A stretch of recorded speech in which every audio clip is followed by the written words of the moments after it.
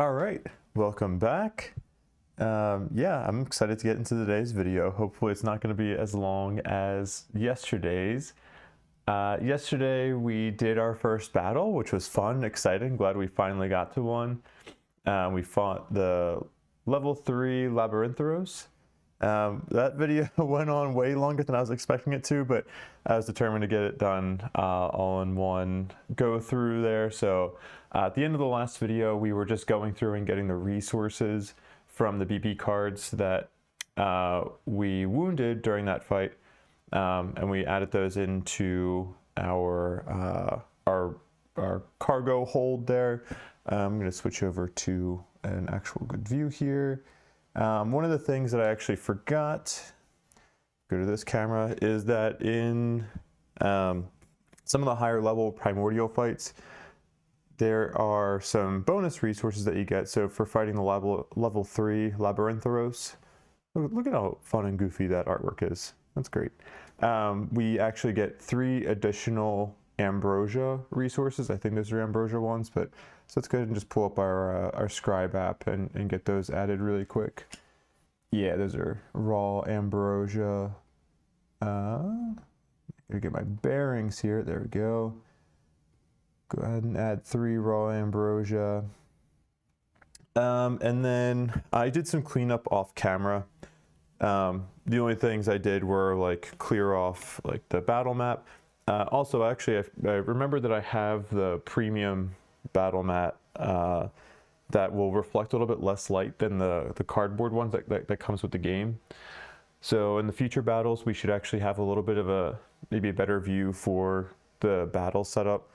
I haven't been able to get the lighting just right in this view yet. There's still a lot of glare off those map cards. Hopefully we'll be able to fix it, but honestly, it's not that big of a deal, I don't think. And I'm trying to, like, this is the game table that I use for, you know, when I have friends over to play games. I have some tops that go over this table. So I don't really want to, I don't know. I don't want to be messing around too much with like my normal flow of game setup and everything. So the glare might just be something we have to deal with. But at least for the battle, the next battle will have a little bit less glare coming off of the map there. And then, so some of the other, just wrapping up some of the other instructions that we would have had from the aftermath of that battle. We didn't have any casualties, no Titans died, so that was great. We got through a fight with getting some, we got at least 1 Labyrinthauros core, and we didn't have any Titans die, so that was a great result in my opinion. Just took a little bit long. And then the voyage, the last instruction here for this is, if I go to this view so we can see, oh, actually, you know what, do I have, sorry, I'm forgetting all the views that I have in here. There we go, that's good. We had these exploration cards that have that instruction removed until the next timeline battle. Well, we just had a timeline battle, so we're going to take these cards and shuffle them back in. Yeah, you'll probably see me shuffling less and less on camera just because it is really weird for me to reach over and do this. I guess I could do this too. I don't know. Okay. So those are shuffled there. Let's get our map tiles as well, because we'll be spending some good time in the voyage and adventure phases today, I assume. And then we'll also add our, go back to this. We'll also replace our generic token here that was just acting as a placeholder with our Argo. We were there before. Sorry, forgive the microphone noises. I'm adjusting my shirt here a little bit. Okay. So we have our Argo there. It's a little hard to see. If you full screen, you can kind of see it. If I go up in that corner, is it easier to see? Yeah, a little bit easier. Okay. So we wrapped up our battle. We didn't actually finish with day 37. So let's go ahead and finish everything that we had for that. So after the encounter phase comes the advancement phase, and we actually do have an advancement to do today. We get to research some combat technology, and if we go to our trusty little scribe app here, we can go to technology and projects, and we see that we have some technologies we can research. This bronze layer technology we actually cannot research yet. This requires like truly killing the pursuer, and hopefully we're going to do that this cycle. That's like one of my goals for this playthrough is to kill the pursuer this cycle.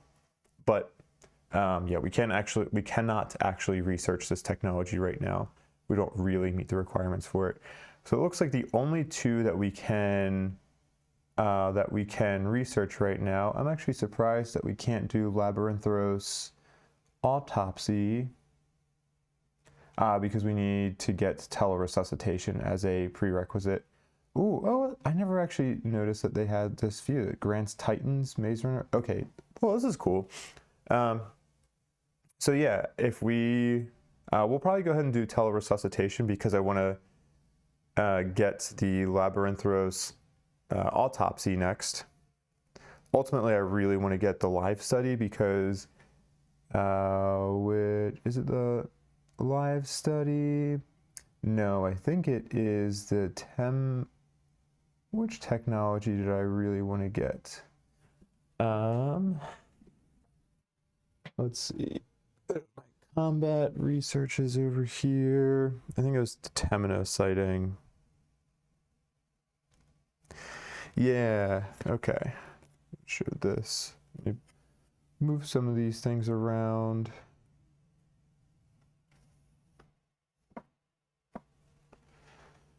Get our card booster seat up on here.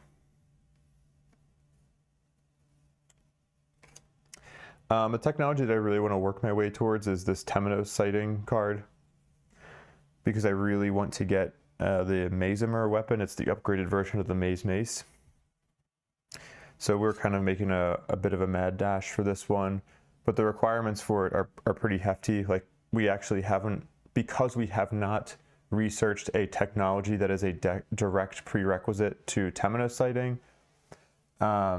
That's why it's not showing up in Scribe. So once we research either the Hecaton live study or the Labyrinthauros live study, then we'll see this actually showing up in Scribe. But that's what I want to research. So to get towards that, we need to get teleresuscitation, which is another Argo ability. And I will show that card. Wait, it should be in this deck, maybe? No. Oh. Still working through my organization of my own cards over here. Where do we have? Oh, here we go, teleresuscitation. So this is an Argo ability that lets us have 2 times per combat. We could have a Titan stand up if they get knocked down. So very handy in future fights with the Labyrinthauros. Maybe we switch into that. But I do actually really like the 3 Argo abilities that we have right now. And we are limited right now to only have 3 Argo abilities. Where the heck did I just put that card at? Yeah, so as you get technologies in future cycles, you may be able to get the ability to have more Argo abilities active at any given time. But right now, we can only have 3. So we did our combat research. Go back to our timeline view here. And actually there is one thing that I forgot to do in yesterday's battle. If you notice that underneath the combat encounter note in Scribe here, there's this giant shell, inner 3. This is not going to be the last time that I forget to do this. I kind of have a bad habit of forgetting to do this sometimes, but depending on the adventure or adventures you go on leading up to a timeline battle, you will get a note to add a certain type of terrain tile to your next battle. So if we look at our cycle book here, on this main table, each adventure hub has a battle terrain tile next to it. So the next adventure hub we do would determine the type of terrain we should add to our next battle. And that giant shell, let me see, I think that's one where, like, a lot of these terrains are ones where, like, if you go and you stand next to it in the battle, you can sacrifice your combat action for the opportunity to roll a d10 and try to get something good. If you roll high, you can get something pretty good, whether it's like a rare resource. In the case of the giant shell, if you roll a 9 to 10, you get one ancient shell resource. One ancient shell rare resource. Yeah, those are hard to come by. I think we might have one. Where are they at? Yeah, we have one ancient shell rare resource. But other things are a little bit less good. On a 6 to 8, we would have gotten, I can just put that there. On a 6 to 8, oh, actually, no. There we go. On a 6 to 8, we could have gotten a Siren Shield card. On a 2 to 5, you can get some trireme resources, so on and so forth. And you can only do this once per battle, so you can't have, it's as far as I know, it's not once per Titan either. It's just once per battle in total. You can do that. I don't remember how we got our ancient shell resource. I don't know if that was from an adventure hub, a story thing, or maybe I did get it from the giant shell. But that, I think, was how I got the Temenos scale shield that Herodotus is currently using, was from standing next to a piece of terrain and rolling for that. So that was something we forgot to do. Hopefully we will be better about it in the future, but I promise you I will forget about it at least once more. Okay, so we did the advancement step. I don't think there's anything else I want to do from our technologies on the advancement. Let's go to bonuses here. We're not on a city tile, so I don't think there's anything special I want to do there. There's nothing that I have. Let's see. Oh, am I using? Okay, actually. Oh, okay, yeah. Sorry, I got a little nervous because I saw that I had Excursion Purple on here, which says up to 2 Argo abilities. And I was like, I thought I got something that upgraded me to 3. Like, is that something else I'm messing up now? No, we do have this Excursion Purple on too, which allows us to have 3 Argo abilities. Let's see. I don't think there's anything that I want to do during the advancement step. This is also where we could craft gear. We can take a look. What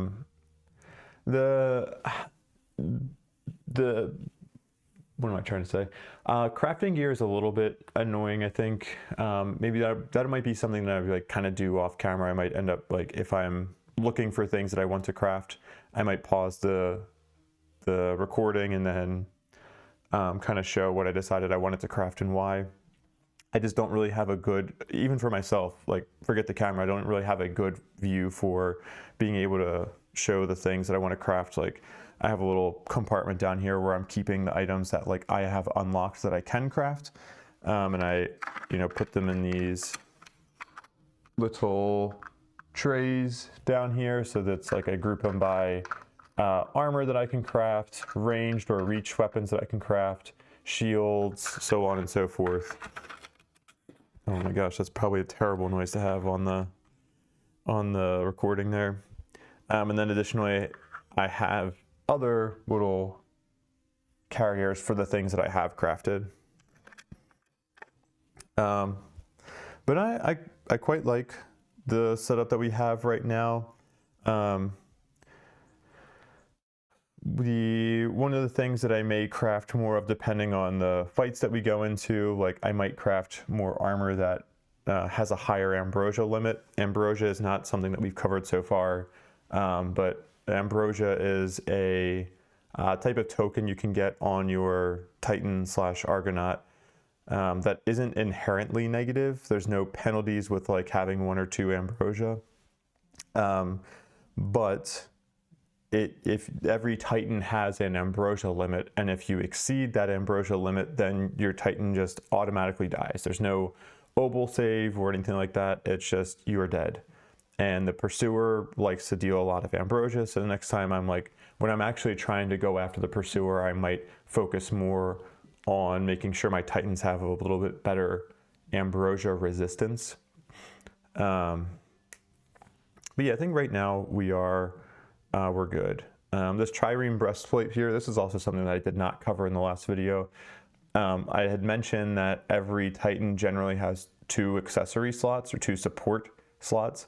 And Phylacteria is showing 3 supports. That's because I have this trireme breastplate armor for her, which has a handy little ability where, or not ability, or it's a passive ability I believe, where you can have 1 additional support slot.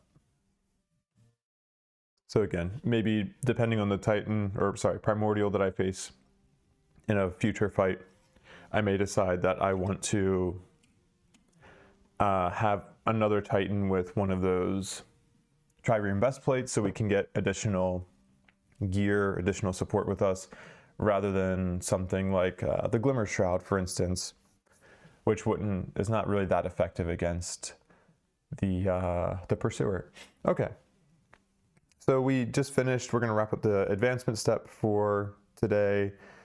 And then we have our story phase. We're going to go and read this Dream of Pharos. I'm going to go to the Dreams of Pharos section in the cycle book here, which is on page 89.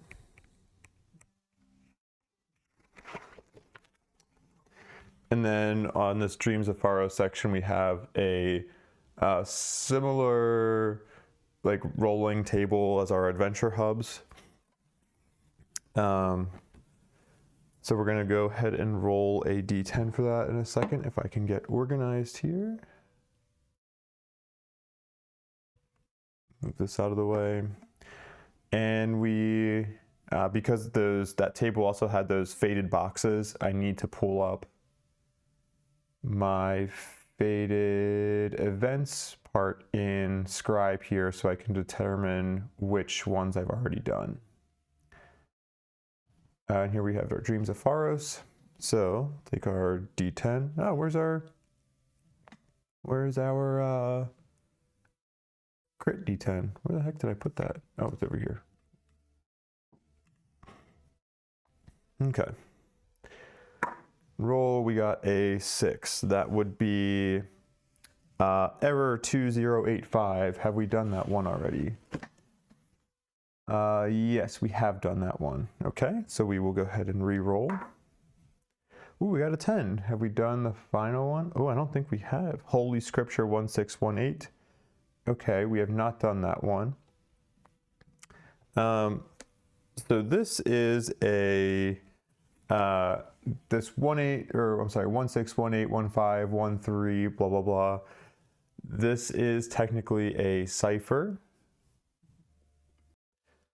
And I've been thinking about how I want to handle doing the ciphers on these recordings. I know Marcin, the creator of the game, is very they want to keep some of these things secret for how the game. They want to keep secrets secret and let players discover things on their own. So I think what I'm going to do is that for some of these things, I will pause the recording. I'm going to decipher it, and then I will say the thing that I deciphered, but I'm not going to necessarily talk about how I deciphered it. So you'll get a little bit of the content, like at least the things that I'm going through on these videos.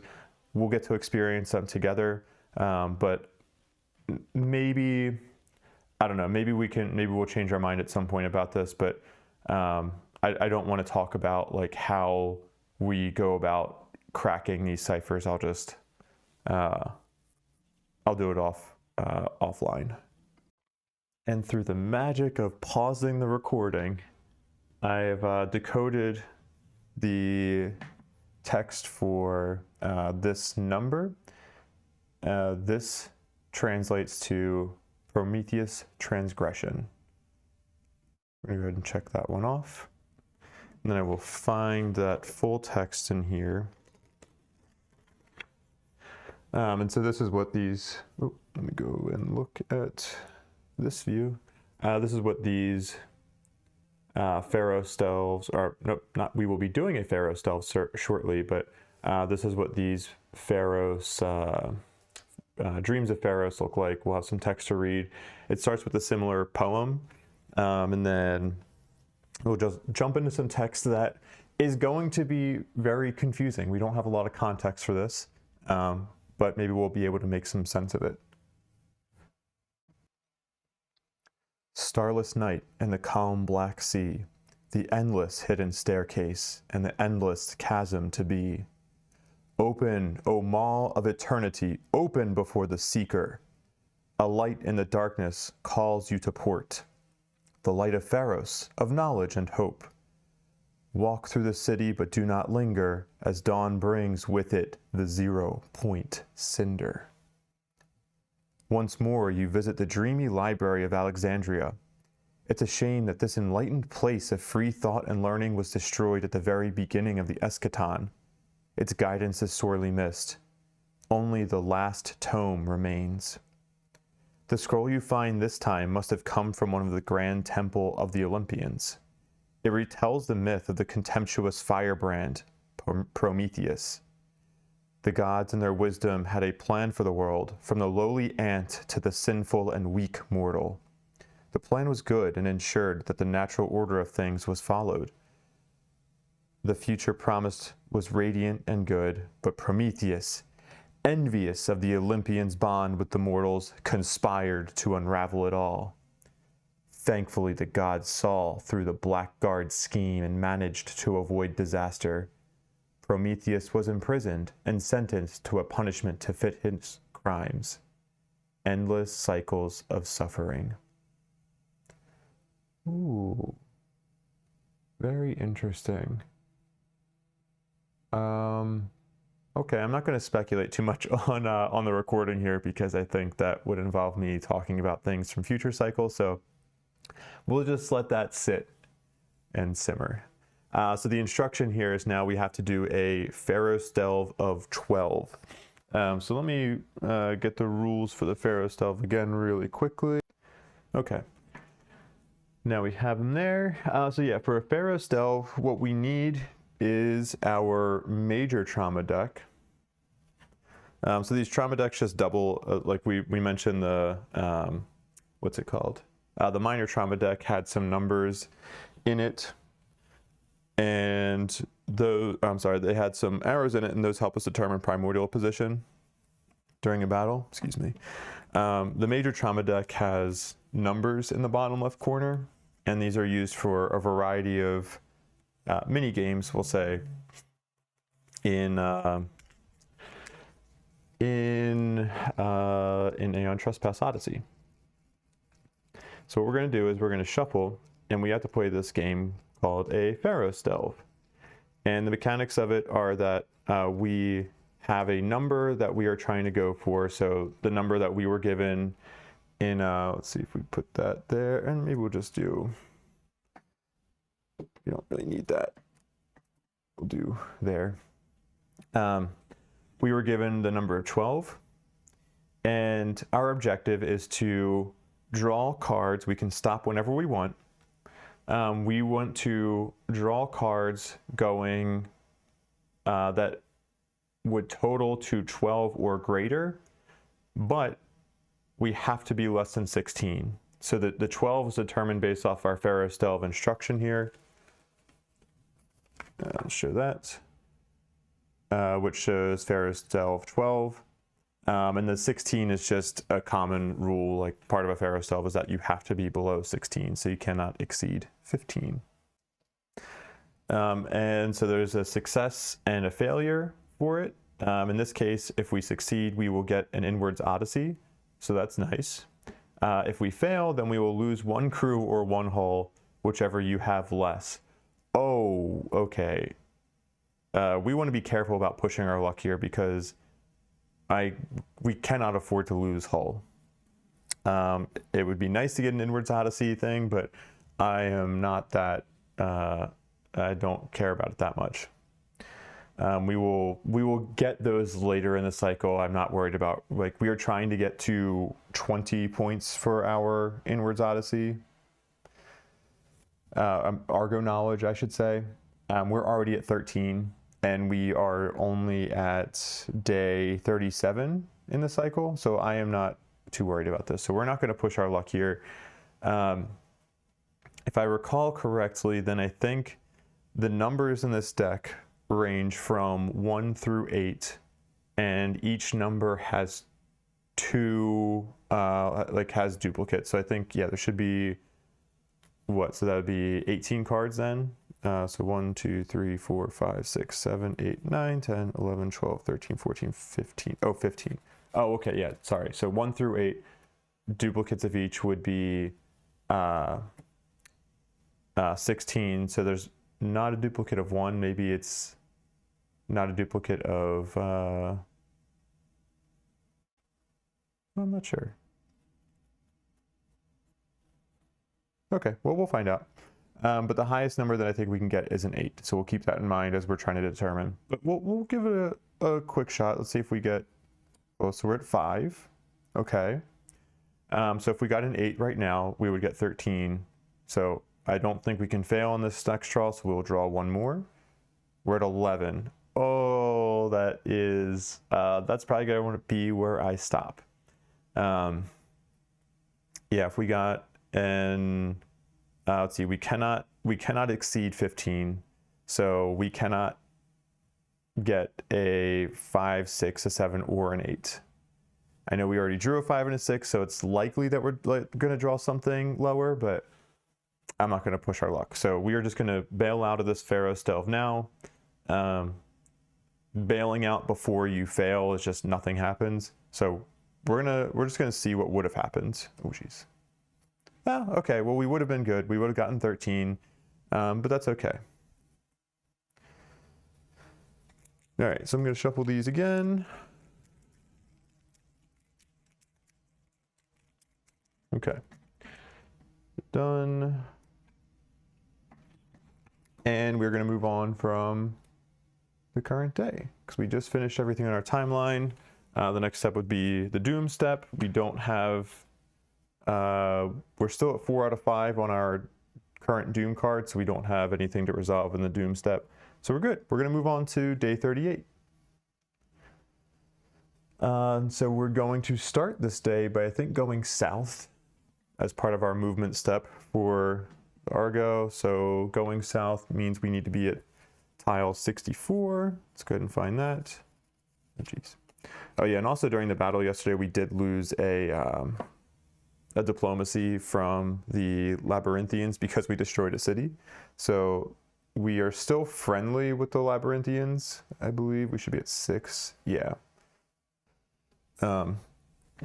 But that was an unfortunate thing to happen yesterday. So here's the card that we're going to be moving on to. Let's check for any secret codes, see if we can find anything. Scanning, and as a reminder for what a secret code can look like, draw an example here. This was a tile we were on a couple days ago. It's really hard to see in this camera, but just on that upper left area, on the very edge of that that cliff, there's a code 0281. Yeah, it's probably can't really read it that well on that, but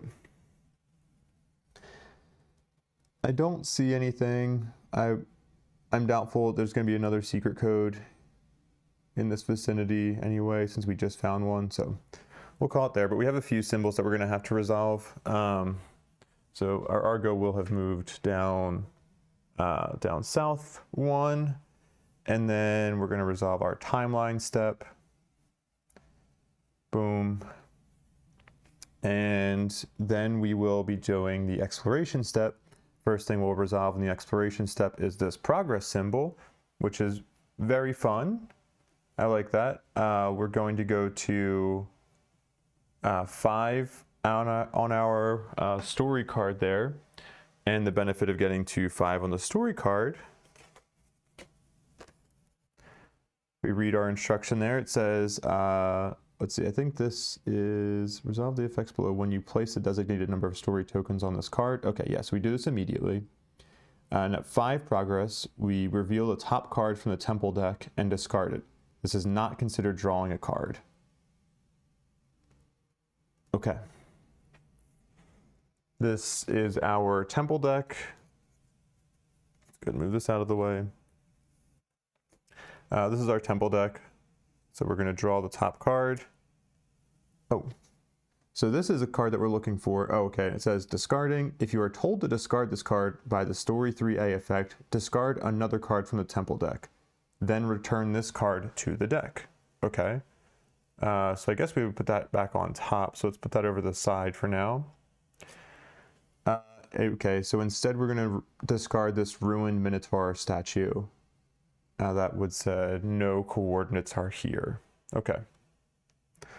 So we're going to discard that. I'm going to put that into a little pile on the side. I will deal with that after the video. And I guess we'll just put this back on top. It doesn't say to shuffle it, so I'm not going to shuffle it. But we're now at 3 cards in our deck there. So at most we'd have to go to 3 temples. At least we still need to go to 2 because we need to get 2 sets of coordinates. Okay. And we know, I don't know if this is the case, I don't know if this should be the case, but we know on the next temple that we're going to actually get a correct coordinate. So we did our progress symbol there. These other symbols, we know that this is an adventure symbol, so that'll be during our expedition phase. And then this is a city symbol. This is where we can use some negotiation abilities that we have on technologies if we want to. That will allow us to do certain things that you can only do in a city. All right, so let's go ahead and switch to our overview here.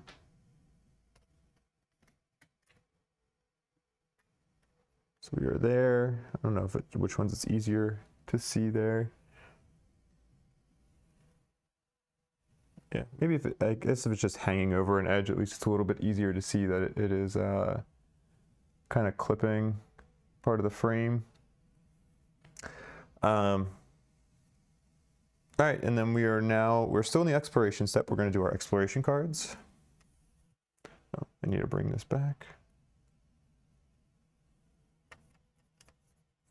Boom. Okay, so we got an adversary activation symbol there. Oh boy, we're at Minoan Fleet. Okay, this is not a great thing. 4 trireme resources. So again, we only put our adversary on the map if we get 2 of these adversary activation symbols. There's some other things that can put them on the map after 1, but for this case, we're good. So we're gonna get 4 trireme resources. Let's go to our cargo. 5 minus 1. That'll get shuffled back in. Minoan Fleet. Resolve an effect based on your diplomacy with the Minoans. We are at war with them. Oh, shit. We're going to lose a hull. Yeah, in today's technology research, I'm going to have to try to get peace. Okay, so what we're going to do, I'll finish resolving that in a second. So let's put that over to the side here. And we're going to get our 2 trireme resources from our other card. Okay. Take these ones, shuffle them back into our exploration deck. Oh, man. I really need to avoid this hull loss. Okay. So we're going to use our technology that allows us to gain an Argo Fate to try to avoid this hull loss. So we need to roll, what was it, X plus, or 3 plus X, where X is our current hull. Our current hull is 2. Bonuses, saves.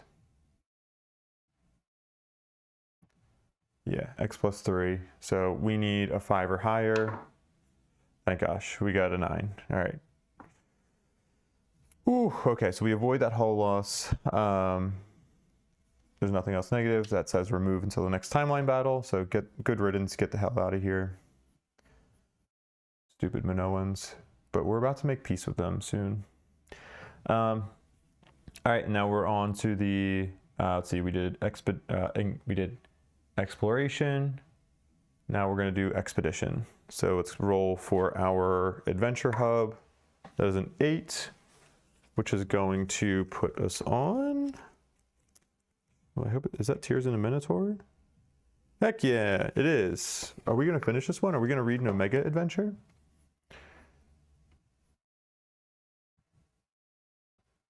We are. Woo, that's fun. Okay. So we won't need to roll another die for the adventure because we're on the final one, which is always going to be the same Omega one. And now, actually, I'll show you how Scribe does this automatically. See on our next combat encounter how there's nothing noted underneath of it.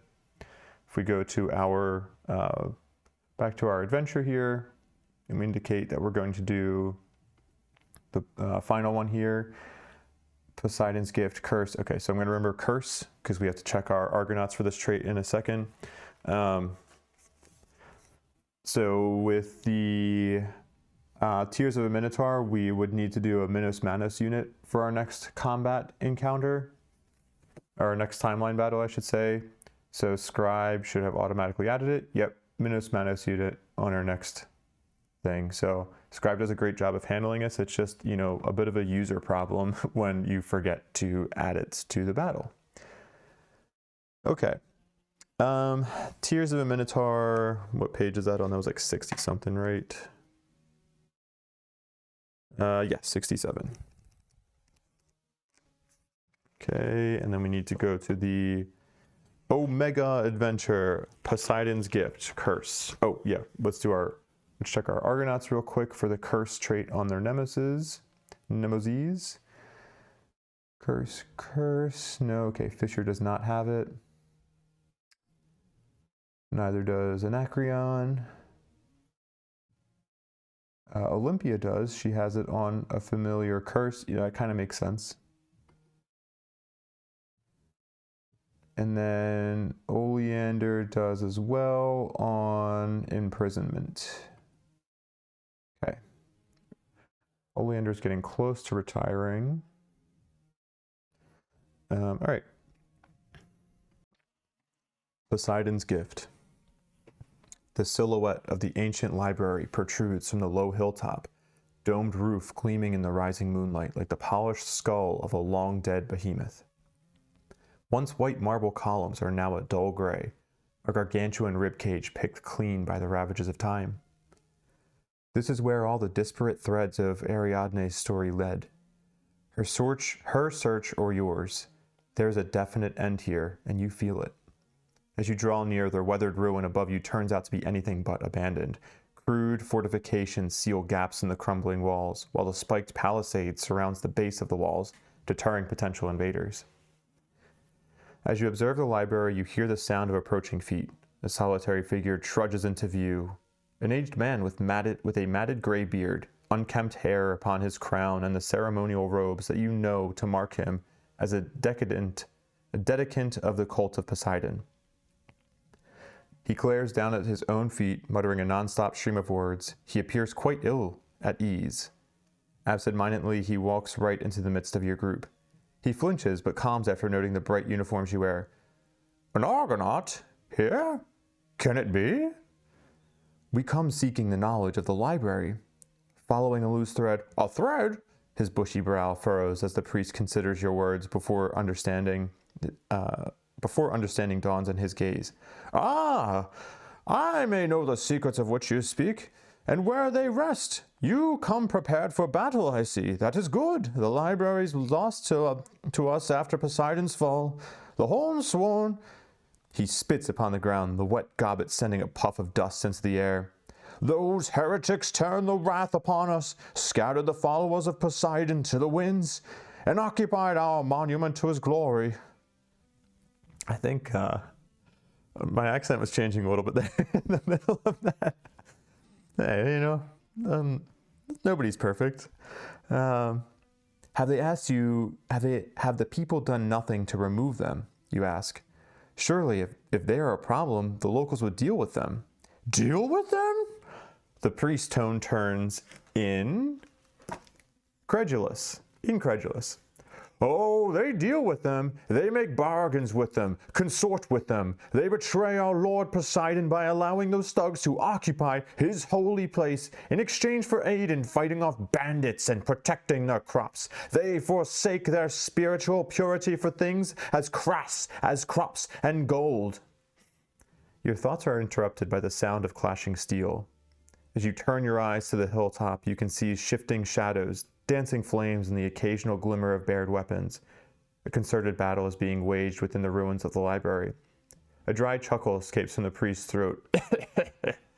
Oh, the fates have woven a truly delicious pattern for today. The bandits besiege the Hornsworn. Quickly, Argonauts, we must act to secure the library and cleanse it of these vermin.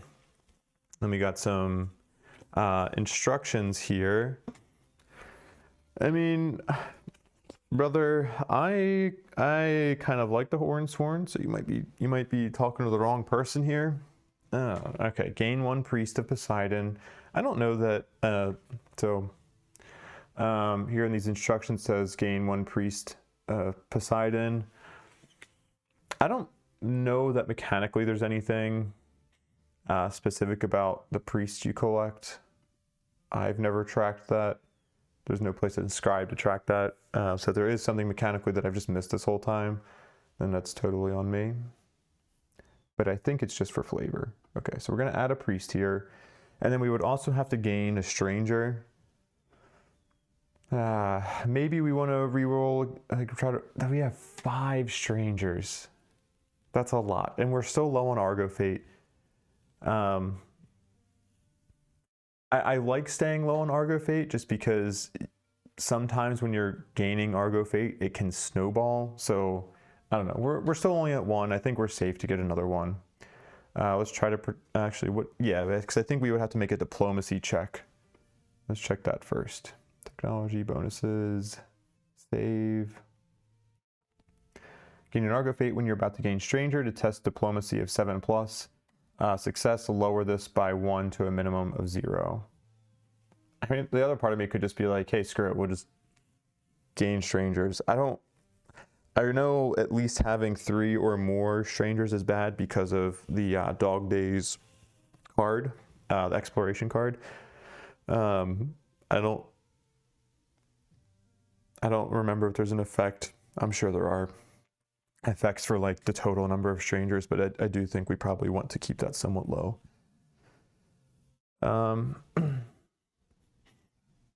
Yeah, okay, so let's gain an Argo Fate. We're gonna have to test diplomacy of 7+, but because we are on a labyrinthian tile, we get a +1 bonus to that. So we have to try to get a 7 or higher. No, 6 or higher, sorry. And we could re-roll this if we needed to. Oh, okay. Yeah, 7 or higher, +1. Perfect. Woo! That's good. It's thrilling when you get just on the edge of a success, and it's really infuriating when you get just on the edge of a failure. All right, now our instructions here. We have a choice to make between 3 options. Option 1, the priest's offer is a tempting one. The aid of an adherent of the cult of Poseidon would be invaluable to in your search for the secrets of the library. The rebels cannot hope to stand against 2 foes at once. You circle around and attack the Hornsworn. This would result in Minoan's diplomacy +1, Hornsworn diplomacy -1. Hell no. I don't get any benefit yet from gaining Minoan diplomacy, so I don't want to do that. I'm also maxed out on Hornsworn diplomacy as well. So like, Okay. I might end up going with option 3 just because I can get Labyrinthian diplomacy, but okay. Option 2 is if the Thespian rebels, if the Thessian rebels are helping the locals defend their lands, then if you remove them, you may draw the ire of the people, while those who replace them in the fortified library might end up being more trouble than the Hornsworn. You strike the bandits from behind. Minoan's diplomacy -1, Hornsworn diplomacy +1. Option 3 is you will never fraternize with bandits, but the Hornsworn are not known for their respect for the ancient learnings, especially those of Minoan or divine origin. That's true. I mean, we saw them in an earlier adventure. We saw some younger Hornsworn just kind of defacing a statue of the Minotaur just because they were, angry at it. But I think, yeah. So they're just a little bit brash sometimes. Okay. Especially those of Minoan or divine origin, and that's only if you can even negotiate access to the library in the first place. The strategic choice would be to allow the rebels and the bandits to weaken each other. I think I'm going to go with that one. We're going to gain another Argo Fate. This is what I was kind of saying with Argo Fate can quickly snowball. I mean, just today alone, or like within the last, since our combat encounter, which was like a day ago, we have gained 3 Argo Fate. But so gain 1 Argo Fate, Labyrinthian's diplomacy +1. Where am I looking here? Diplomacy. +1, and then we're gonna lose 1 diplomacy with the Hornsworn. That's okay. And then C38.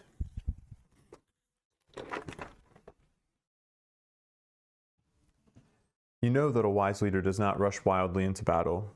If you allow the bandits and Hornsworn to exhaust one another, then there will be less risk to you and your forces. You order your crew to stand back, in spite of the priest urging you to attack. The clamor of battle washes over you, the clashing of swords, the screams of the wounded and the dying, the growing silence that always follows a brutal clash. Soon the peaceful stillness of the night returns. Your people climb the hill slowly, the priest following you timidly. When you reach the top, a scene of chaos greets you. Bodies lie everywhere, bandits and Hornsworn alike. Most are already dead, while a few are still releasing their final gasps. A small group of Hornsworn remain standing, bloodied and breathing heavily. One of them, a burly man sporting a broad array of scars and a heavy axe, steps forward, raising his weapon defensively. He sneers as he regards your fresh-faced, eager crew and the priest in tow behind you. Ah, come to finish us off. Here to give the little man his holy house back. He chuckles, a bubble of bloody spittle gathering on his lower lip. He doesn't wait for an answer. The axe rising in his grasp as he lunges towards you. His haphazard stagger is quickly brought to an end as your own weapon lunges out, extinguishing his life in a flash. Before the corpse has even hit the ground, the handful of remaining Hornsworn warriors have turned and fled, knowing that they stand no chance against fresh and ready Argonauts. Behind your forces, the priest ecstatically moves through the ancient halls of the library, occasionally kicking the bodies of the Hornsworn or chattering jubilantly in celebration of reclaiming the ruin from his foes. You pause to consider what you have done.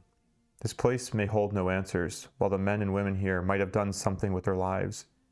Now they lie motionless, defenders and attackers indistinguishable from one another. Everything seems so meaningless now. Maybe there is something to this truth of the labyrinth. Oh, shit. Leader gains a Fated Nemos. This is part of the instructions. Then we're going to gain a Doom. Every Argonaut may gain 2 Fate and 1 Progress. Every Argonaut may gain 2 Fate in order for us to gain 1 Progress.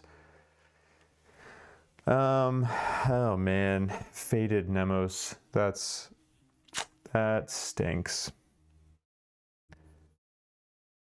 I mean, I get the negative side of it. I wonder if all these options would have had a negative outcome because, like, on the one hand,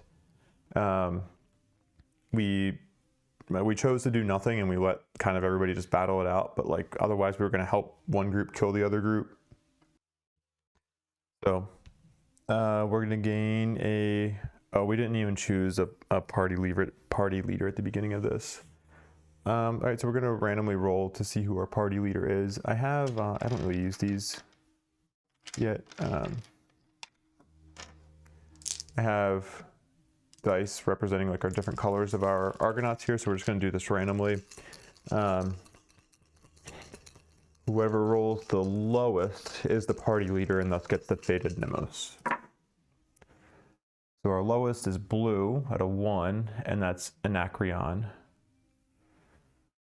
Okay, so this is an opportunity to learn about Fated Nemesis. We'll try to take it as a positive. I think we can just do this randomly here. Boom. Okay, he's gonna get the left behind Fated Nemos. Let me grab the card for that.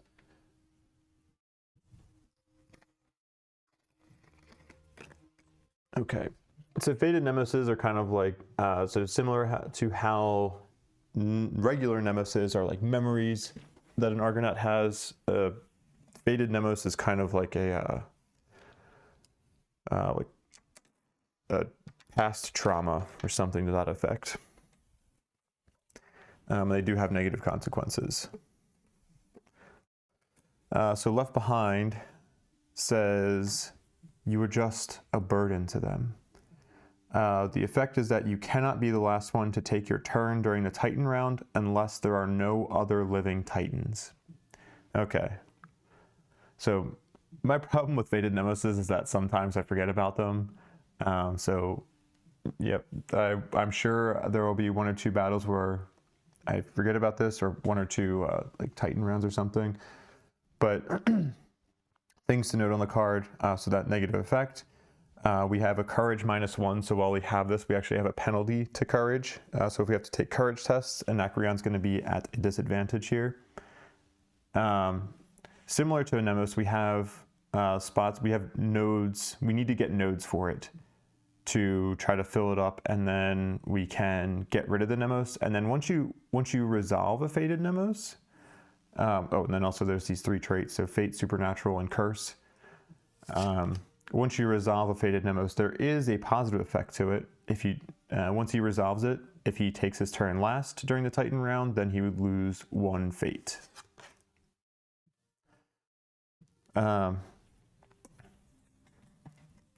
So it just adds a little bit more of a challenge to it. I think maybe we'll just put it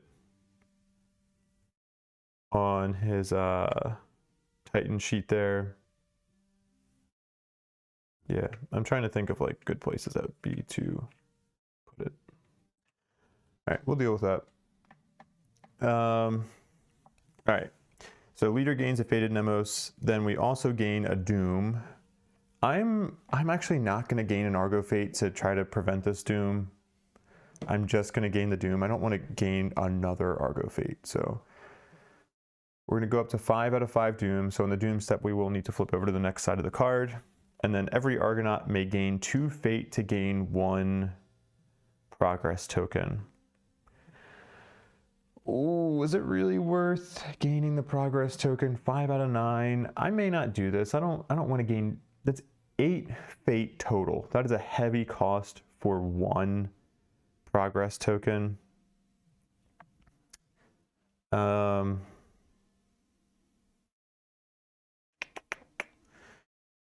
No, yeah, I'm not going to do that. I'm not going to gain those Fate. If I were closer to a timeline battle, then I would do it. But like, there's probably going to be other situations between now and the next battle where I'm going to have to gain Fate. And when you go up to like, 3 or more Fate, that's when you start to get some of those gated effects from primordial AI cards coming into effect. And then like, it starts to get really messy. So it's not worth it for 1 progress token, in my opinion. If Labyrinthians friendly or better, which they are, note Maze and then C42. Okay, so we're going to C42 and we're going to remember that we noted Maze.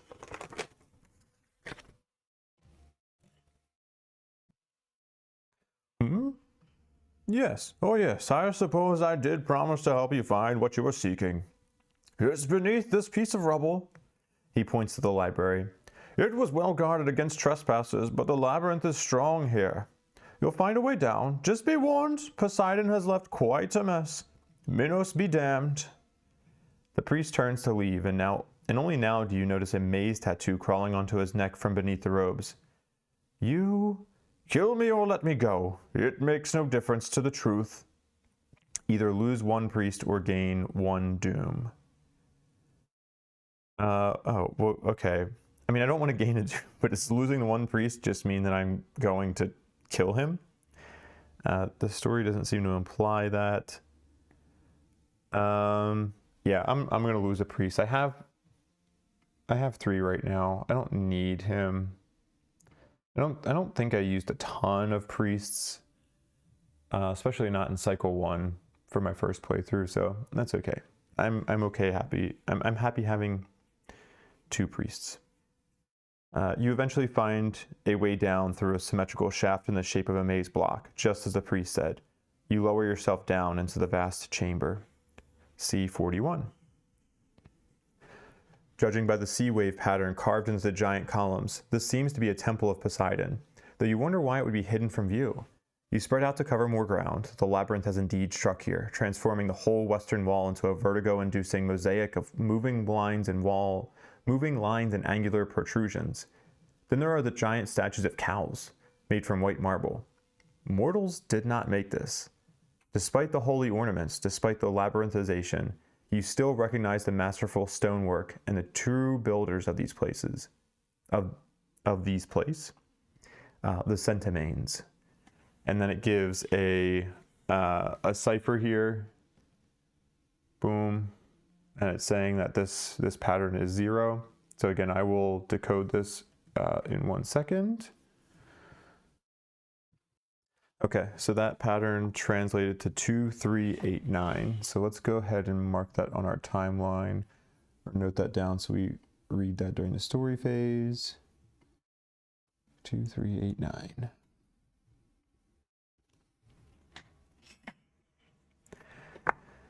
Okay, you converge on the altar where a ball of yarn has been carelessly left on the floor. Curiously, a maze vein running perpendicular to the labyrinthized wall goes around it. Instruction is gain the yarn talisman card, secret deck 2, card 21. So let me go ahead and grab that. I can actually see that right on top of the deck over here.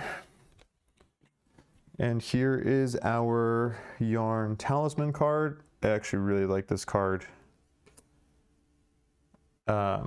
Especially in the Manessa Theater, this thing comes in handy, but in a cycle, it'll come in handy too.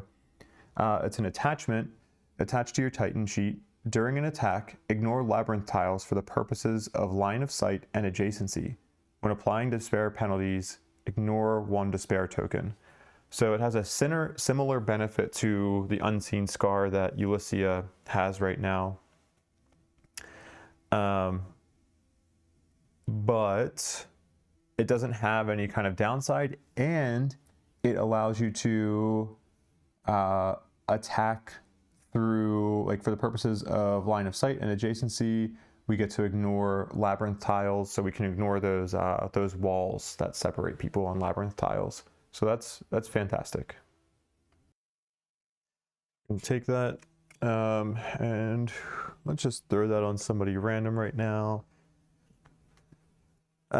Because this, like, one of the biggest benefits of this is, well, it does 2 things, right? It gives us some freedom from despair tokens, and it also makes it so that we're going to be more likely to be able to hit. I want to give this to somebody who's a heavier hitter, because the more frequently I can have my heavy hitters attacking, the more frequently I can deal wounds. Alternatively, you could give it to somebody who's more of a defensive person, because especially in a fight against Temenos, the defensive people are going to be gaining despair tokens left and right. But I think for now, we're going to give this to Olympia/Phylactera. Oh, also, let me move this over to our party leader. I'm giving it to her because she's our heaviest hitter. And yeah. And the benefit is that, like, if she starts about, like, she already starts battles with dread, And so if she also has a despair token at the beginning of that, I would really like her to be able to ignore a despair token. So that was the instruction. We still have a little bit more story here. The far wall above the altar is covered in a series of reliefs, cruder in nature than the cow statues, more in line with the ornaments of Poseidon. You study them one by one, your heart growing heavier with each image. Minos discovers the Centimane's ruins and lusts for their power. He seems enamored with the cow statues. Poseidon offers him a deal. For one night, he will grant him the ability to understand their meaning, for the mere price of endless human sacrifices. Minos agrees. The slaver fleet sets sail. Yet Poseidon is a god, fickle and spiteful. He turns Minos into a bull. Symbolically or physically, it's hard to discern. Sometime later, Pasiphae gives birth to Ariadne, the Minotaur. Oh, all right. So that is a very impactful passage. I mean, what we're learning there is that Minos basically, he made a deal with Poseidon so that he could, let's see, so for one night he will grant the ability to he made a deal with Poseidon so that he could understand the statues and these works by the Centimanes, because Minos wanted to like wield the power of the Centimanes and wield their knowledge. And so because he made that deal, the price that he had to pay was that he had to give, he was going to have to give sacrifices, human sacrifices. And so he turns Minos into a bull. I mean, that it says symbolically or physically, it's hard to discern. I'm going to assume it's symbolically. And then sometime later, Pasiphae gives birth to Ariadne, the Minotaur. So, I mean, what that seems to be saying is that Ariadne is the Minotaur, which is very, very interesting. That, you know, that really ties in with the story of Theseus, who Ariadne and Theseus loved each other, but Theseus was supposed to have slain the Minotaur. So did Theseus have to kill the one he loved? Who knows? And Pasiphae, I assume, was a wife, or I don't know, maybe all these daughters that Minos has. I know we had that contention with, like, okay, we know Ariadne is a true daughter of Minos. Some of these other people who claim to be daughters, maybe they're illegitimate daughters, or maybe they're like adopted. I don't know. Minos doesn't seem like the kind of person who would be genuine or generous enough to be kind-hearted enough to be adopting people. But anyway, so then we have an instruction. If blah, blah, blah is noted, see blah, blah, blah. We're going to see paragraph 40 because we have maze noted. This was the world before the eschaton. Mortals dancing to the Olympians' pitiless tune. The reliefs stay with you forever. Damn the gods to hell. Damn the gods to hell. Party leader gains a rage. Hell yeah, Anacreon, get pissed the fuck off. Then each Argonaut gains 1 fate. Oh, well, see, good thing we didn't do that 2 fate for a story or progress token before, because then everybody would be at 3 fate, which would be pretty shitty. Party leader gains 1 rage. Each Argonaut gains 1 fate. Gain 1 progress token. Nice. So we're getting a progress token anyway. Okay. That was that adventure. Then we're going to return to the voyage phase. Brings us back to our map here. So we are on a city tile. Do we want to use any negotiation abilities? We do. We will have to gain another Argo Fate. See, this is like, I mean, what? I'm going to be at 4 Argo Fate? probably. Yeah. I almost kind of want the Pursuer to spawn so I can like get into another fight soon and reduce my Argo Fate. Because anytime a hull loss comes up, I'm going to have to be using Argo Fate to prevent that. But yeah, for this one, I do really want to do, where is it? Negotiation. Lose 4 mortal resources of your choosing and gain 1 Argo Fate, then gain 1 diplomacy with a local faction. So we are going to do that. We're going to gain an Argo Fate. We're going to lose 4 resources here. Let's do 3 trireme and let's do 1 armament.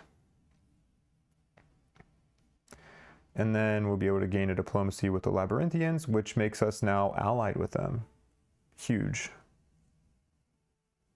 Oh, and then, sorry, we are in the advancement phase while we're doing these negotiation abilities, so we actually also need to do the structural research, which is now, we are going to make peace with,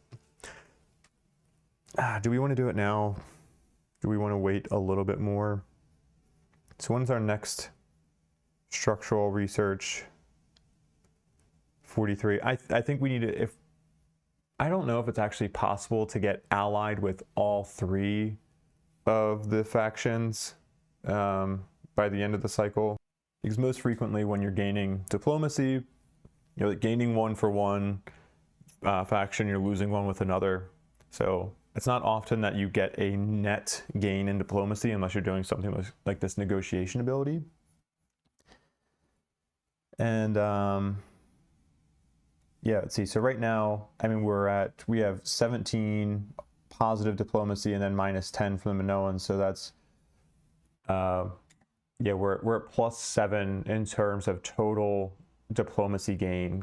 Doing that peace technology would bring us from -10 with the Minoans at war to -8.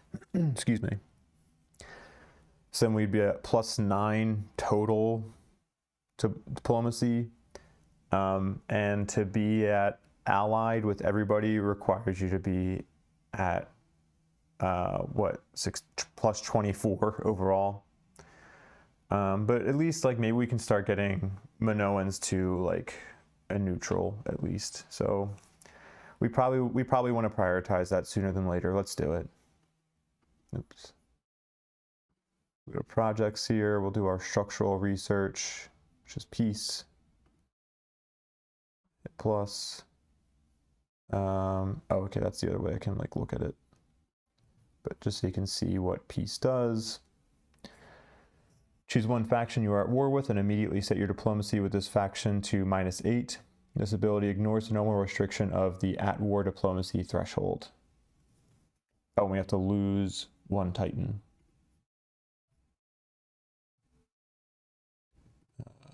Titan. Yeah, I don't know. I think when I was doing this before, if I ever had to like lose a Titan, I think I just deleted them. I didn't mark them as dead. Because I wasn't sure if that actually has an impact later on. So, what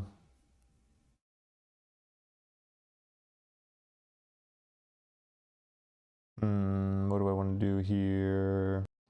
Yeah, I'm going to delete 1. I think that's how I'm going to treat it. Like if I know a Titan dies, then they're going to die. But if they're going to just be lost, like given up to somebody, like another group, but they're going to stay alive, I'm going to just delete them. So he's gone. So we are now, let's see, did it do that automatically? No, okay. So we're going to increase this to +8 or -8, sorry.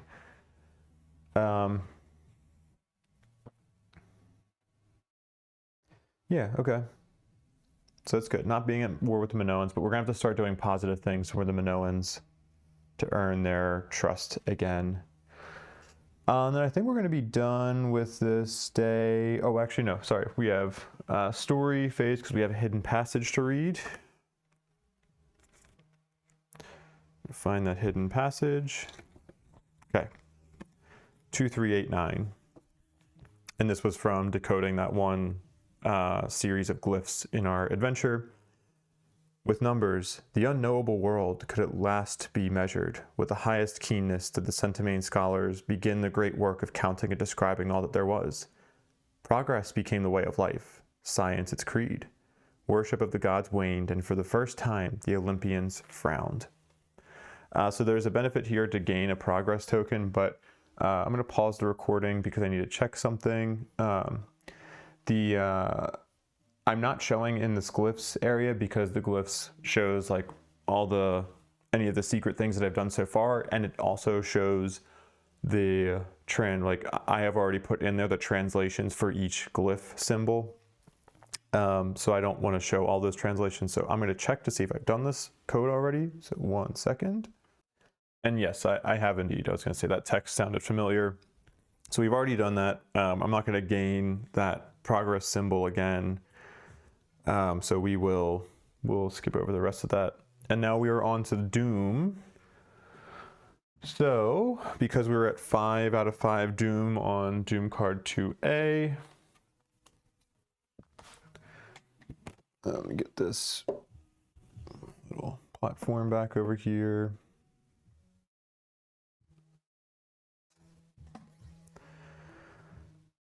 Let's see, it says,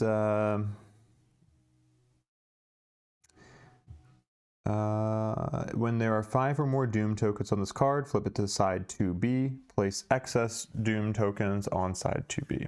Okay, so we're going to flip this.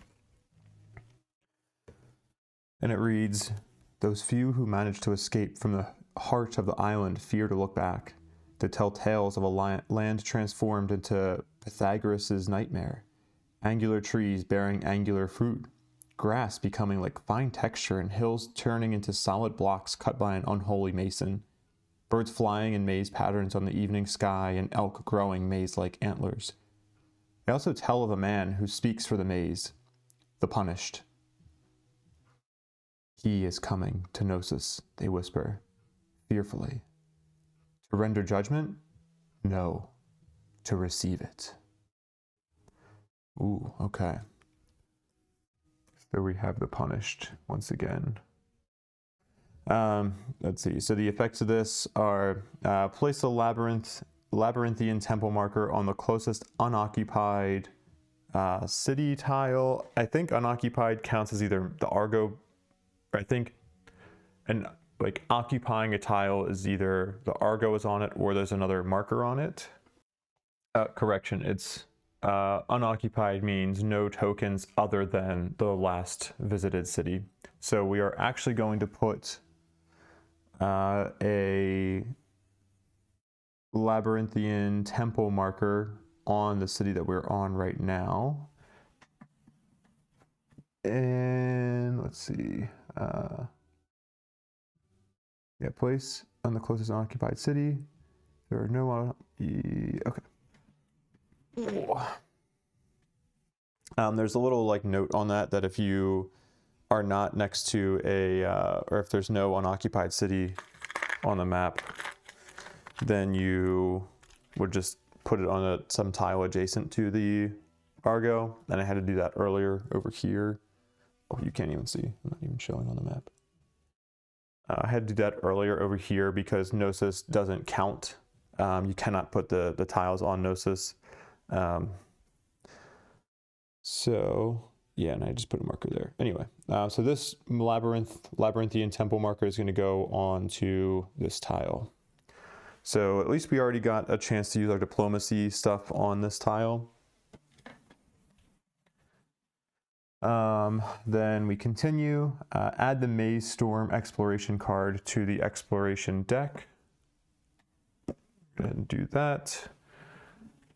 Oh, Maze Storm is what we're looking for. Surely, definitely a positive thing. Oh man, that's annoying. Okay. Here is, yeah, back over here. Here's the Maze Storm card that we have to add. So potential to gain 2 Doom just during the exploration phase. So let me go ahead and put a little sleeve on this.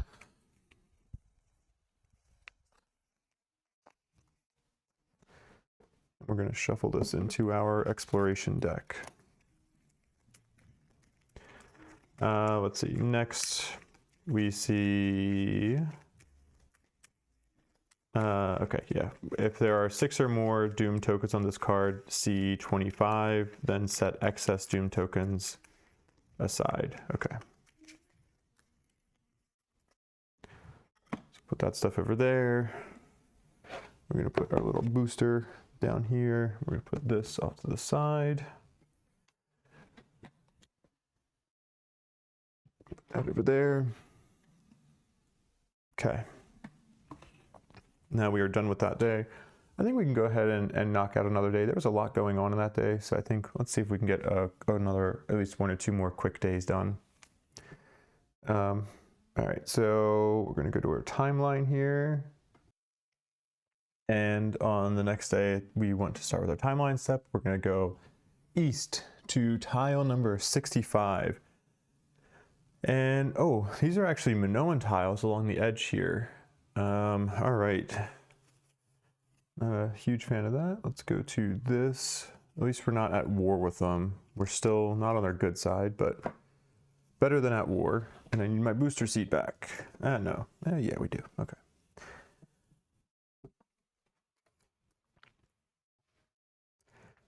So here is tile 65. Any hidden symbols on this?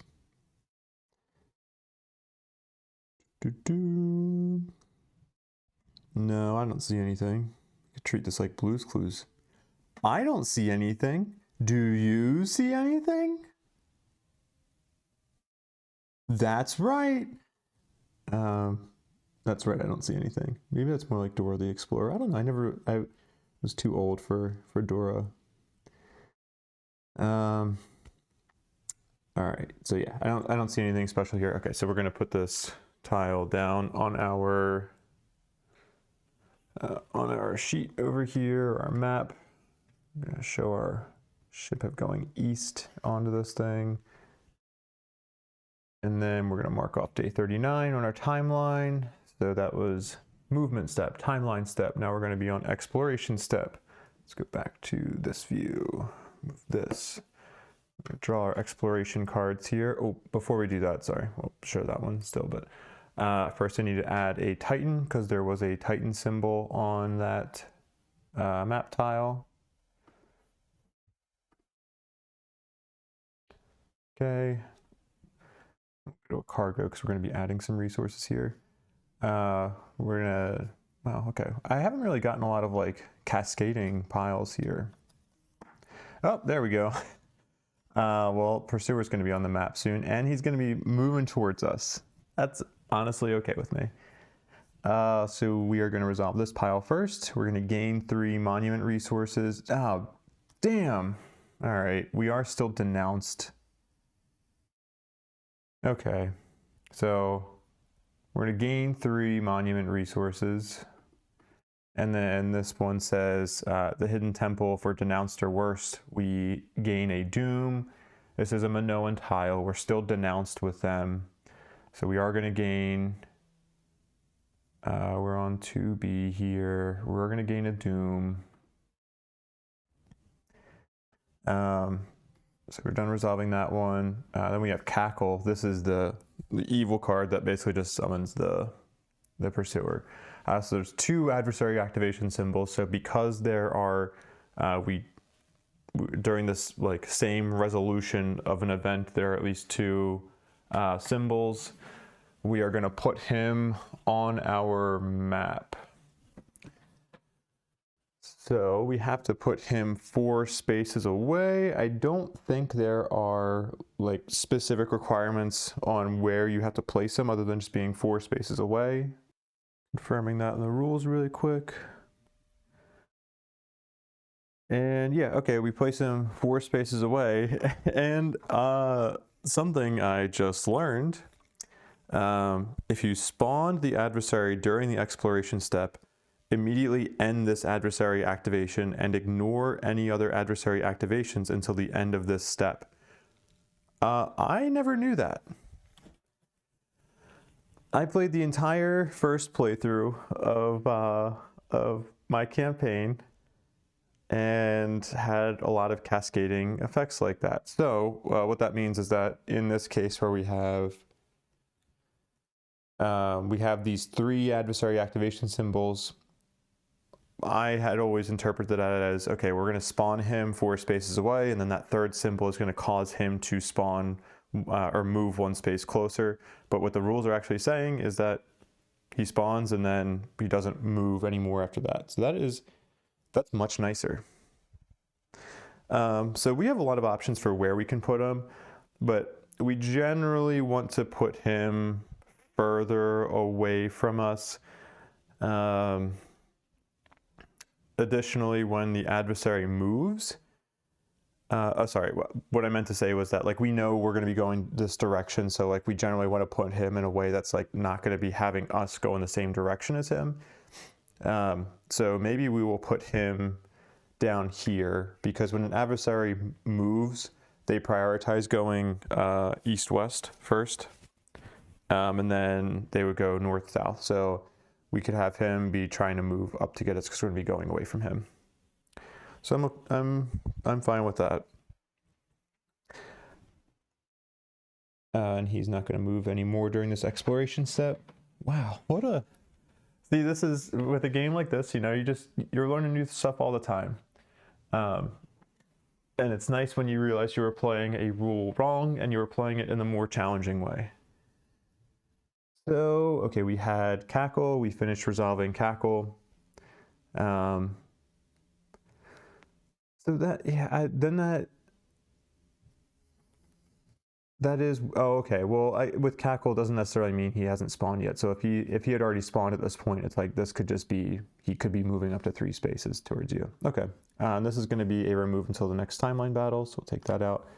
And then weapons cache, we're only going to gain 1 armament resource there.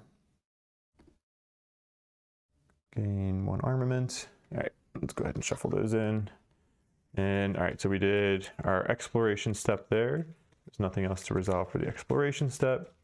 Then we have the expedition step. We don't have any expedition symbols to resolve. We don't have an adventure or a R&R adventure. Encounter, there is no timeline encounter, so we'll skip that. We go to our timeline here. Let's encounter advancement. We don't have any technologies to research. We don't really care about crafting anything right now, I don't think. And then story, we don't have anything for story. We don't have anything for doom. Just do another double check on these things, make sure I'm not missing. We did expedition, encounter, advancement, story, doom, and the end step. All right, cool. Well, that was a quick day. So let's do at least 1 more day for this video. I think we can do that. So we are going to go north on our map, because we're over here on the far east. So we're going to go north to tile 60. Find that in our stack here. Geez, I almost just spilled those everywhere. We have tile 60.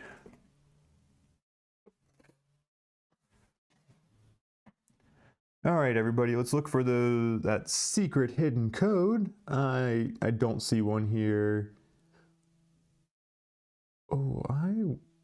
Oh, interesting. For anybody who is watching this who may have played an entire campaign so far, I wonder if those spirals are similar to a certain other type of spirals that we've seen. I bet they are, although I don't think that's going to give us a clue. Okay, maybe I'm going to take a closer look at that offline. That's a fun little surprise. Okay, anyway, we don't really have any hidden ciphers on there. All right, we do have, we do have our temple of the Minotaur symbol here, so we finally found one, so that's good. And we have a progress symbol down here. So we're going to put that on our overland map up here. We're going to move our Argo up just flash back over here. I just put our Argo up here. And let's see, now we're on the exploration step. So we had a progress symbol on that tile. So let's go ahead and gain our progress token. Oops. Then we'll do the exploration cards. Boom. All right, adversary is on the move.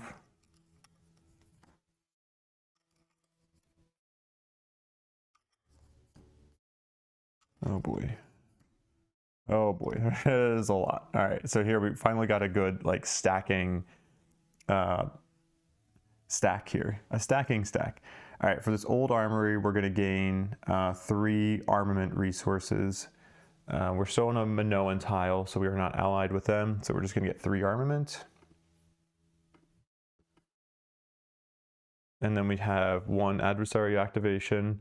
I saw a number of adversary activations coming up. Like, we do have a technology that can help us to prevent those activations from coming up.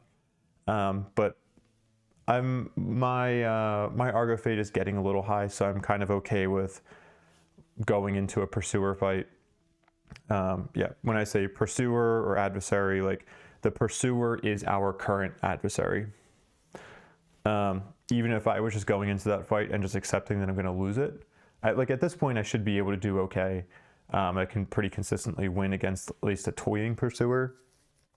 But worst case scenario, if I had to lose it, I'd be willing to sacrifice 4 Titans for lowering my Argo Fate because I in a pretty good spot with Titans right now.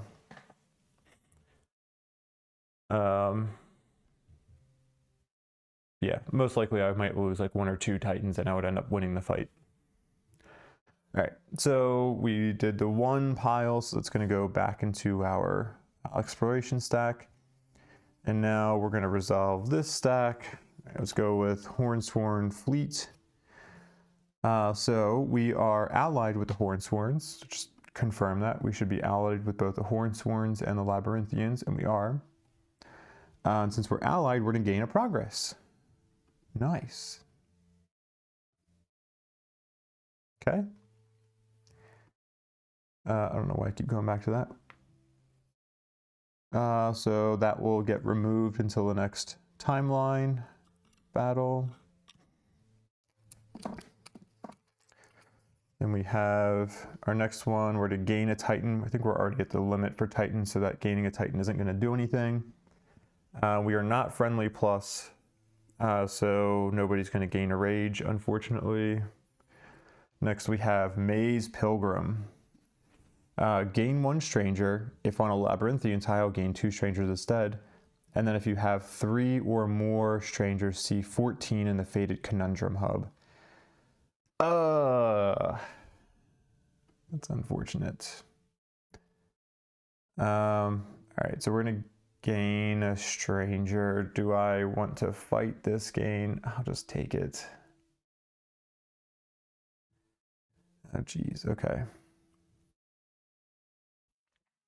So let's go ahead and set this one off to the side for now. We did our stranger gain. Let's go ahead and set it off to the side. We'll finish resolving that one shortly. Then we have Labyrinthian Vessel. Awesome. We are allied with the Labyrinthians, so we're gonna gain 1 crew and 1 stranger. Oh boy.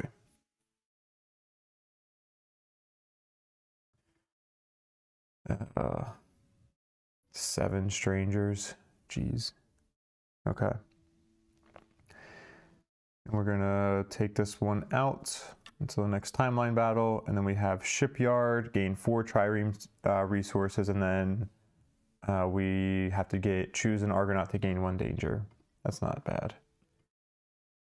So 4 trireme, so 28, and then one Argonaut gains a danger. Let's give it to, I don't really care.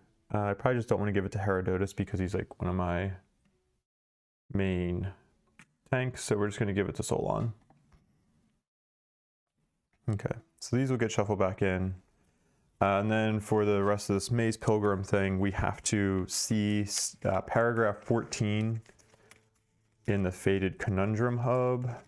Oh, geez, spilling some cards everywhere over here. Don't mind me.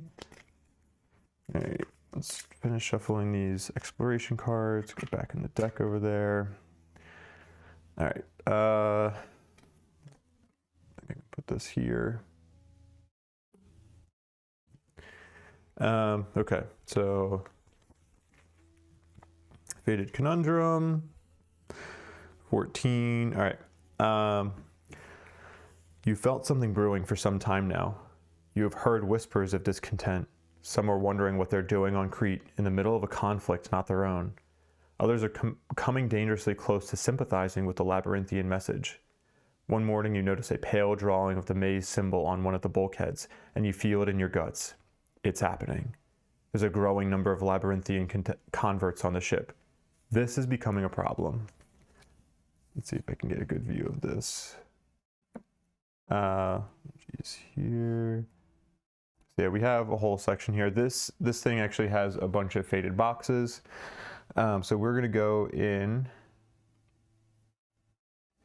and we're gonna see how many faded boxes we've already checked for the, okay, well I know for a fact I should have at least one checked, because I had to do this once before in this campaign. There was a point where, that's crazy, I don't have any of them checked, really? There was a point in this campaign before where I had to do this, but Scribe had a bug in it for a couple of days where you couldn't actually view the faded story events. So I think I just assumed I had like 2 boxes checked already for this. But that's, I mean, these should stick between cycles, I believe. Unless they got cleared or something like that from the app. Did I really not hit this in the first campaign? Wow, okay. All right, so we have, so no, I'm gonna check a second box because I had to do this. I know for a fact I had to do this at least once before in this campaign. It just wasn't checked before. So we're gonna check our second box now. I'll explain the instructions here. Mark a faded box above, which we just did. Then choose. So we have a few different, we only have really 2 options here. Just long explanations of it. Let me get some water really quickly. All right, so option 1.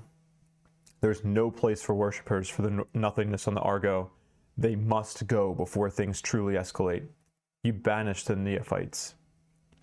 So in this option, we would lose 1 crew and 2 strangers, and then a random Argonaut would gain 1 despair token. There's a thing if Argo Fate is 5 or higher, but we don't meet that condition, so let's not worry about that. Yeah, we're at 4. Then option 2, they're your crew. They may have lost hope, but you do not lose hope, your hope in them. You try to dissuade them from the truth of the labyrinth. In this option, each Argonaut would have to test courage, will, or wisdom, 8 or higher. We would add +1 if we had the old spinner with us, which we do not. We would subtract 1 if you are maze touched. Nobody is maze touched, so we don't have to worry about that. And then we would subtract 1 as well for each faded box marked after the first. Okay, so we would get -1 to that test total. So we'd be looking for a 9 or higher for each Argonaut.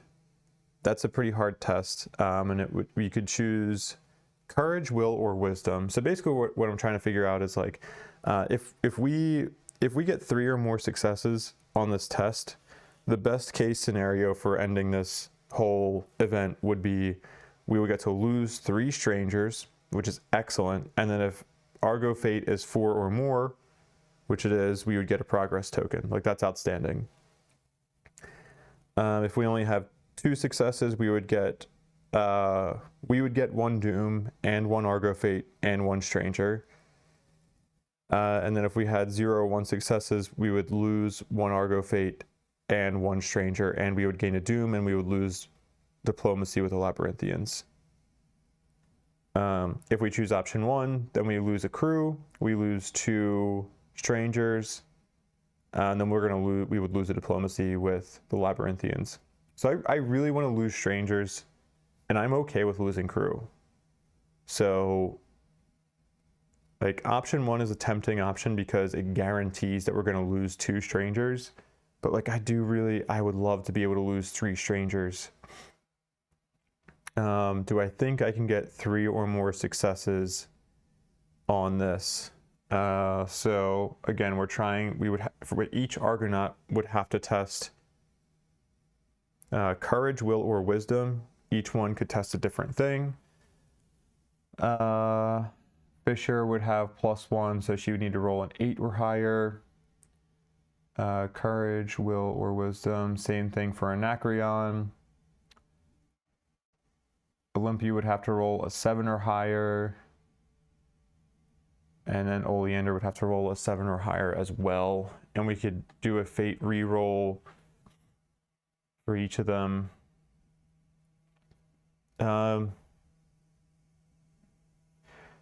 Shoot. Honestly, it's like the worst is if we get 2 successes. If we take that test and we get 2 successes, because then that means we're gaining a stranger.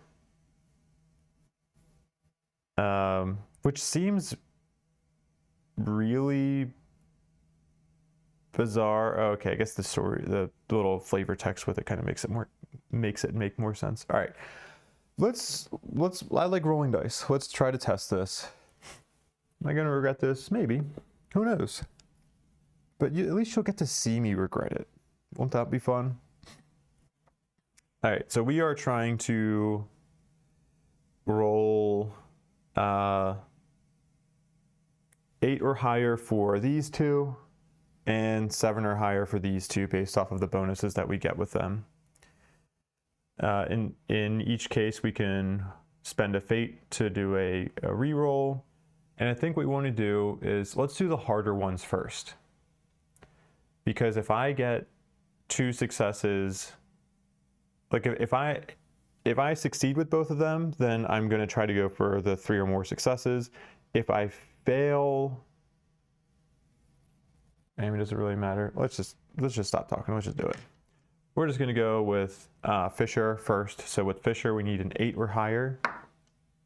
That's a 1. We're going to fate reroll that. We gain a fate. She's going to go from 1 fate to 2. 9. Amazing. All right, so we have 1 success. Let's put that right there as our success counter. It's a better view for you. Maybe that. Yeah, it's like the angle. Like for me, this looks like it's very clearly 1. For you, it kind of looks like it's either a 5 or a 1. But so we have 1 success. Next, let's go with Anacreon. So that's going to be our blue die here. So he also needs an 8 or higher. Also a 1. Are we going to get a 9 with you to follow the same thing as Fisher? That is a 6. So that is a failure. Oof.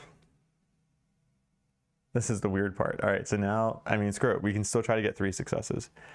Olympia is going to go. She needs a 7 or higher.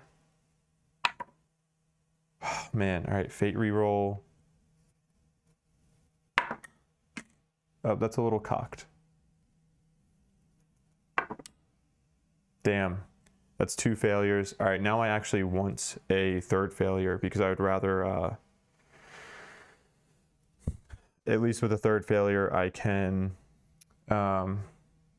still lose a stranger. Darn, okay. I was really hoping I could use 3 here. So we need a 7 or higher to succeed. Reroll, all right. Yeah, okay, so we got a 1 there. So we only got 1 success. That's going to cause us to lose a crew, that's totally acceptable, honestly. Oh, let me read the story for this too. A 0 to 1 success. Oh shoot, and each of the people who failed gets a despair token. So the only person who passed is Fisher? Damn. All right. Despair, despair, despair. I haven't explained despair tokens, but they affect you in... Oh, wait, no, sorry. Fisher does not get one. They affect you in combat. The more despair tokens you have, the worse the effects are. And if you get 4 or more despair tokens, then you die. But when you wound, you can get rid of a despair token.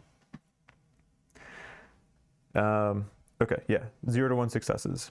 Your words of reason fall on deaf ears. Your crew has been pushed to the brink of your actions, and the truth of the labyrinth offers sweet release.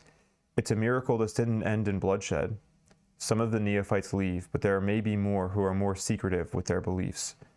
Lose 1 crew and 1 stranger. Slightly positive. Gain a doom. Oops.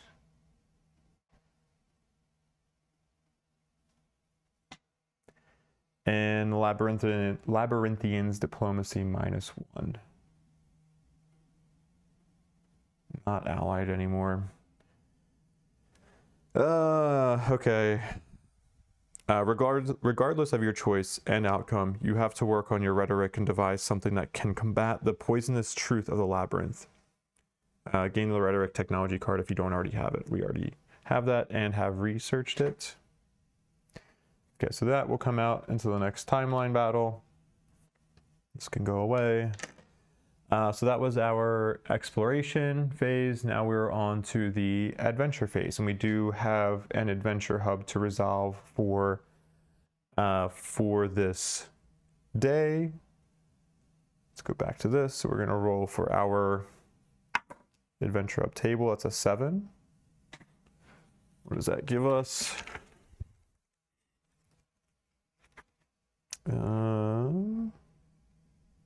If I can flip to this page, a 7 on story card 3 gives us, oh, Tears of a Minotaur. So we've already finished that hub, so we would just re-roll. Yeah, and so that this Yarn Talisman was the Omega reward, and it's a great reward. I do really like that. We got a 1 there. So 1 on story card 3 is hidden in plain sight. I have the option of re-rolling. There's a technology that I have that allows me to re-roll the die once when I'm doing the adventure hub roll. And I think I'll do that because I'm trying to remember. I don't think... Oh, I forget what the reward was for this one. I don't think the reward was that great, but I think I'd like to start making progress. I think I'd like to go for Mana Purpose. So we're going to try for that. So we want a 3 or a 4, ideally. A 0, so that's a 10. Okay, so that's fine. We'll do Dreams Laid Bare. There's a slight downside to doing these. It is nice to be able to save some of these alpha adventures for later in the cycle, because alpha adventures are how you get new Nemoses. And if you have to retire an Argonaut, or an Argonaut dies and you have to bring in a new one, then sorry, I'm thinking out loud. I might have missed some adversary activation symbols when I was doing that exploration step. Shoot. I think he would have activated at least 1 more time, so let's put him up there. Sorry. I just moved the adversary from here to here because I think I probably missed tracking some of those adversary activation symbols. So I'm going to assume I had 1 more and just move him up 1. But I can't remember, so I'm just giving myself a little bit of a penalty there. But yeah, so maybe it would have been better to do the Hidden in Plain Sight adventure, but too late. We already re-rolled. We're going to do the alpha for this one, and because we're probably going to get a Nemos in this adventure, and since everybody already has 2 Nemoses, it'll just go into our Nemos vault.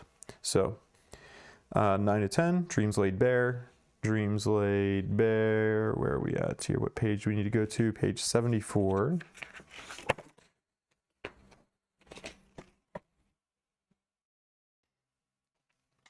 Dreams Laid Bare, and we are on the alpha adventure, which we need to add here. Let's hope we get a Let's see, Voyage. Does that have a node for our Fated Nemos, hopefully? Voyage is going to give us +1 for this Nemos. Ah, dang, I really probably should have just, what's it called? Just done the Man with Purpose, the earlier Adventure Hub, to save this alpha. That was my mistake.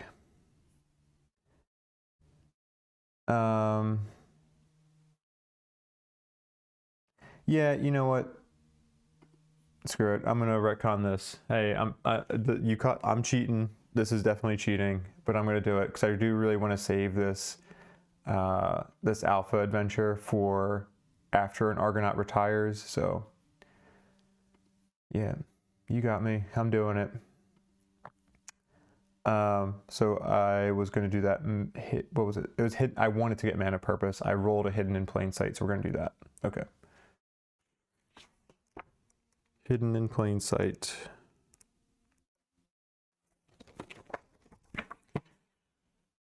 And so we need to roll on our table for this.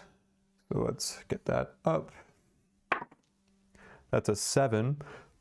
That's runs deep, but we already have a check mark next to it. Excuse me. We already have a check mark next to it, so we are going to have to re-roll for that. That's another 7. That's a 1.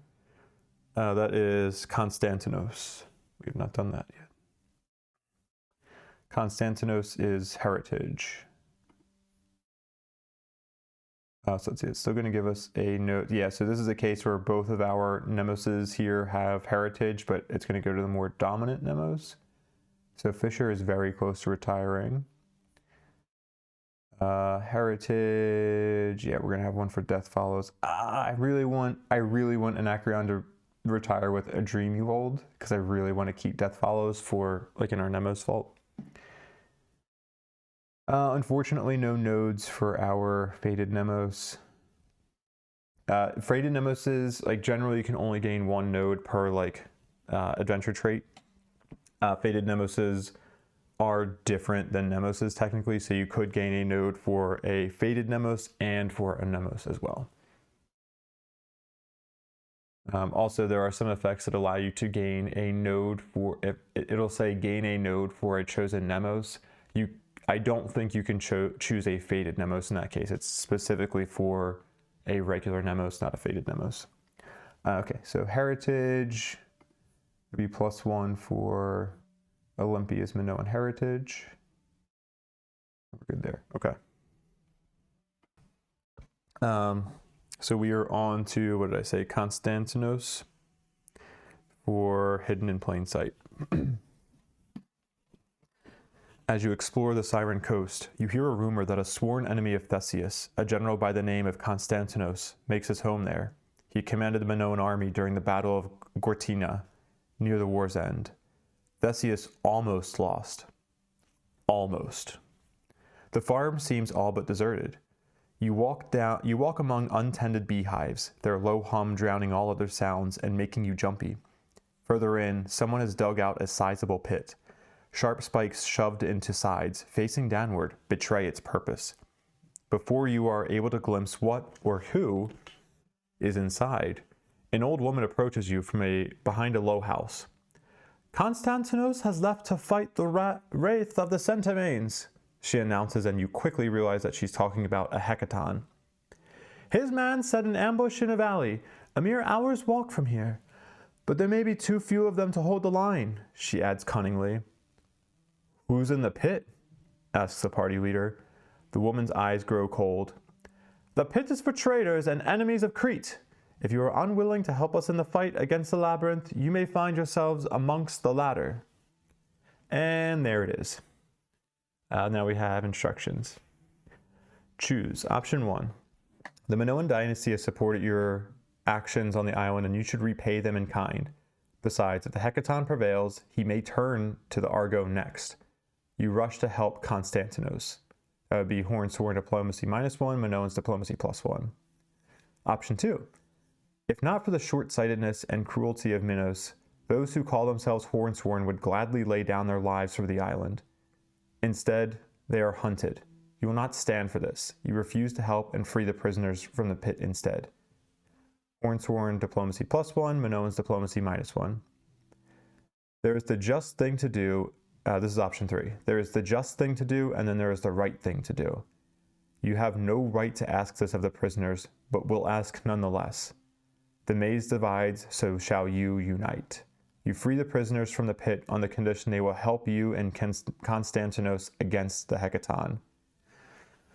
Ooh, and we don't see any kind of reward or penalty for this one, so that is interesting. It's a bold move to try to get the. This will probably be like we do a test to determine what actually happens here. I will not do option 2 because I don't want to lose diplomacy with the Minoans. So I'm deciding between options 1 and 3. Let's do option 3. So we're going to see number, I think we're going to see 25 here. And we're going to hope that, that we have an opportunity to gain diplomacy with multiple factions, but I do really want to gain with diplomacy with the Minoans soon so that I can start to get closer to 0 with them. All right, 25. You address the prisoners in the pit. You have fought for this island and its people and were repaid in misery. No one will blame you if you choose to walk away now, yet I know you will not. For you did not fight for honor or reward or because it was easy. You fought because it was the right thing to do. If this fractured island is to have a chance of being whole again, you need to fight once more. Then we have instruction. If Hornsworn denounced or worse, C18, otherwise C17. We are, I don't even know why I'm checking this. I know for a fact we're allied with them. So we are going to C17. Many heed your call, and together come to the rescue of the besieged Horn Guard. Constantinos has chosen the place for his last stand as well. The narrow canyon limits the Oh my gosh. Okay, here we go. We're going to start that sentence over from the beginning. Constantinos has chosen the place for his last stand well. The narrow canyon limits the monster's mobility, and the javelin throwers and spearmen placed on the ridges keep it from climbing out.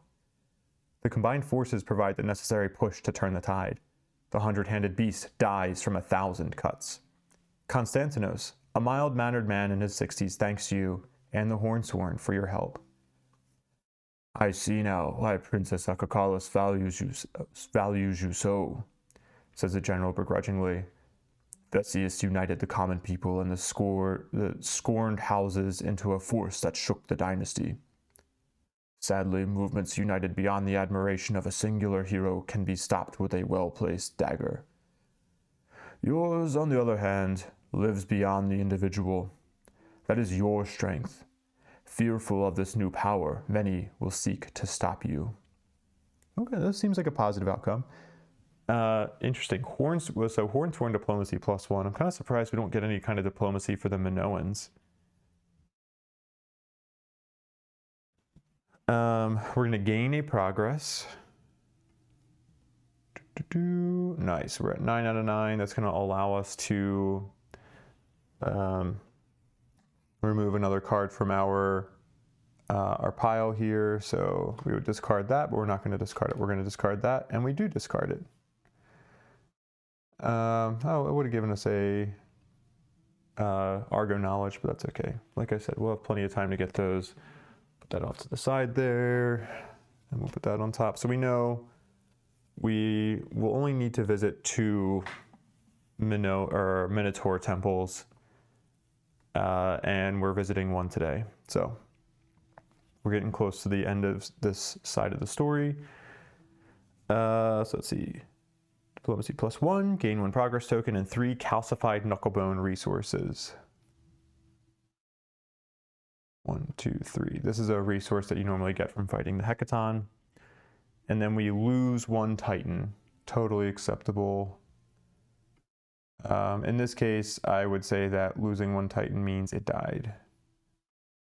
So we would presume it died in the fight. I'm going to mark it as dead. Then we return to the voyage phase. Okay, so that was the adventure. Okay, so net positive. We overall gained a diplomacy, kind of balancing out the diplomacy we lost from that Fated Conundrum event or exploration card. Now let's see, we did adventure. We're on advancement. I don't think we have any technologies to research today. No, there's nothing I want to craft or do anything with the advancement phase. We'll skip that. Story. So our story card here says, if the Argo is on a map tile, let's go back to this main view. The Argo is on a map tile with the Minotaur temple symbol. During the story step, you may search it by drawing and resolving a card from the temple deck. If the card shows any coordinates, these coordinates are forever tied to the map tile they were drawn on. You can search each Minotaur temple only once. Note searched temples in the map section of the Argo sheet. I'll remember that I got it over on this side. So we're going to draw one of our cards here. And I need to pull this up again, unsurprisingly. Put our booster here.